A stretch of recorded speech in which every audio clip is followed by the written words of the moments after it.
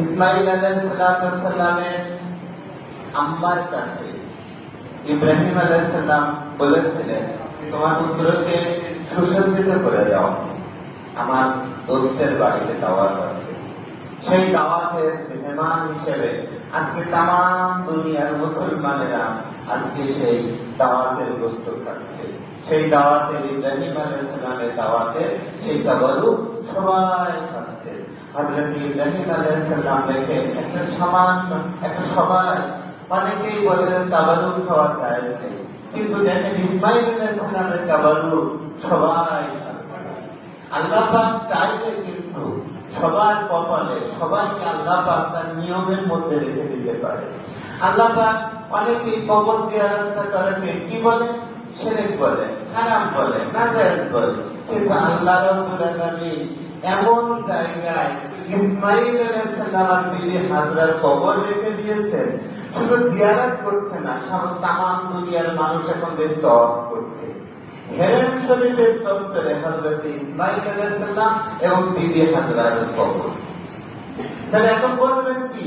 আপনি কি বলবেন যে আল্লাহ পাক কি কবর জিয়ারত করানো কি অপছন্দ করেন না? আল্লাহ পাক হেরেম চত্বরে ওনাদের কবর রেখে দিয়েছেন। আল্লাহ পাক চাচ্ছেন যে মানুষ তো বলুন খান, তামাম দুনিয়ার মানুষ জমজম কূপের পানি খাচ্ছে। জমজম কূপের পানি কোথা থেকে আসলো? হযরত ইসমাইল আলাইহিস সালামের পায়ের আঘাতের থেকে পানি আসলো।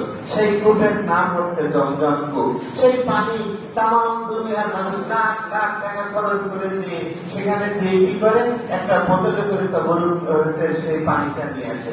পানিটা নিয়ে এসে আপনারা যখন আসেন তখন আপনাদেরকে সবচেয়ে ছোট্ট একটা শিশিতে করে সবচেয়ে ভিআইপি লোক দেখে দেখে দেখে দেখে তাদেরকে বলে এটা হচ্ছে আবে জমজমের পানি, আবে জমজমের পানি। এই পানিটা দাঁড়িয়ে খেতে হয়, এই পানিটা দাঁড়িয়ে খেতে হয়। কেন দাঁড়িয়ে খেতে হয়? কারণ ইসমাইল আলাইহিস সালামের পায়ের আঘাতের পানি। এই পানি হযরত ইসমাইল আলাইহিস সালাম জমিনের উপরে আঘাত করেছিলেন, আর আল্লাহ পাক কি করলেন? জান্নাত থেকে ওনার পায়ের নিচে নহর রেখে দিলেন। এবার বুঝেন যে জান্নাত কিন্তু খুব দূরে দিয়ে খোঁজা লাগে না। আওলাদে রাসূলদের পায়ের নিচে এসে যদি কেউ দাঁড়িয়ে যায়, আপনার জান্নাতটা কিন্তু নিশ্চিত হয়ে যায়।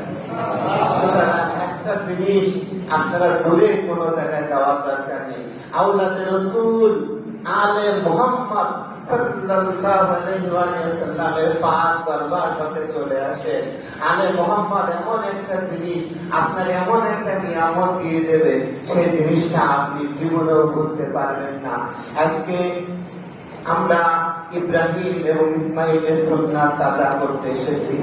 আপনারা কি জানেন